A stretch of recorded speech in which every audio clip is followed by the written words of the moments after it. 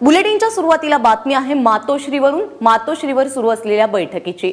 शिवसेनेचे आमदार आणि मंत्री मातोश्रीवर दाखल झाले असून शिवसेना पक्षप्रमुख उद्धव ठाकरेंच्या उपस्थितीत या बैठकीला सुरुवात झालेली आहे। गेल्या काही दिवसांपासून आमदारांची असलेली नाराजगी आणि त्याबद्दल मंत्र्यांबद्दल त्यांनी काढलेले दरवेळचे जे आक्षेप आहेत, आरोप आहेत, ते आता थेट मातोश्रीवर दाखल झालेले आहेत। आमदार आणि मंत्री एकमेकांच्या समोर आहेत, त्याचबरोबर पक्षप्रमुख उद्धव ठाकरे देखील या बैठकीत उपस्थित आहेत।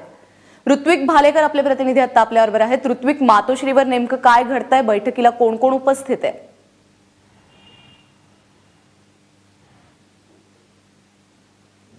प्राजक्ता, या अलीकडच्या काळातली शिवसेनेची ही सर्वात महत्त्वपूर्ण बैठक म्हणावी लागेल। सर्व मंत्री आणि आमदार या बैठकीला आता उपस्थित आहेत। बैठक थोड्याच वेळापूर्वी सुरू झालेली आहे।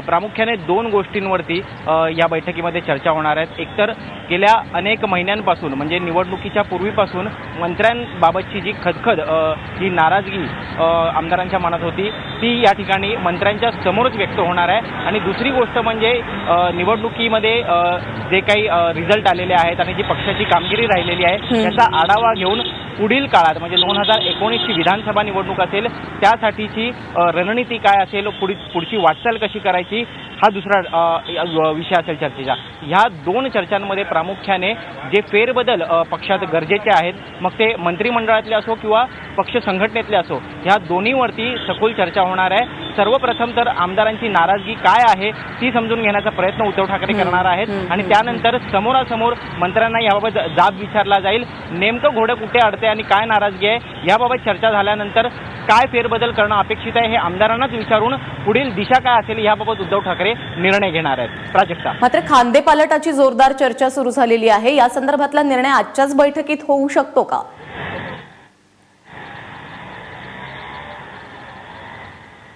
आमदारांचा तसा दबाव राहणार आहे प्राजक्ता, कारण गेले कित्येक दिवस हे बैठकांचं सत्र सुरू आहे, मात्र तोडगा काही निघालेला दिसत नाहीये। आमदारांनी प्रचोदांसोबत बैठका केल्या, मंत्र्यांच्या अनुपस्थितीत बैठका केल्या, मात्र कुठलाही ठोस असा तोडगा समोर आलेला नाहीये। आमदारांनी आजच्या दुपारच्या बैठकीत असा निर्धार केलेला आहे की आज उद्धव ठाकरे यांच्याकडून कुठला तरी शब्द घेऊनच ते बाहेर पडतील आणि फेरबदल नेमकं कशा पद्धतीने होणार आहे, नेमकी कुणाकुणाची वर्णी कॅबिनेटपदी लागणार आहे, कुणाची राज्यमंत्रीपदी लागणार आहे आणि कुठले जे मंत्री आहेत यांना आता पदमुक्त केलं जाईल याबाबतची चर्चा। ऋत्विक, अगदी थोडक्यात विचारते, याबद्दल काही कुणाची खास नाव आहेत का? कुठल्या खास मंत्र्यांबद्दल काही नाराजगी आहे का? अगदी थोडक्यात सांगशील?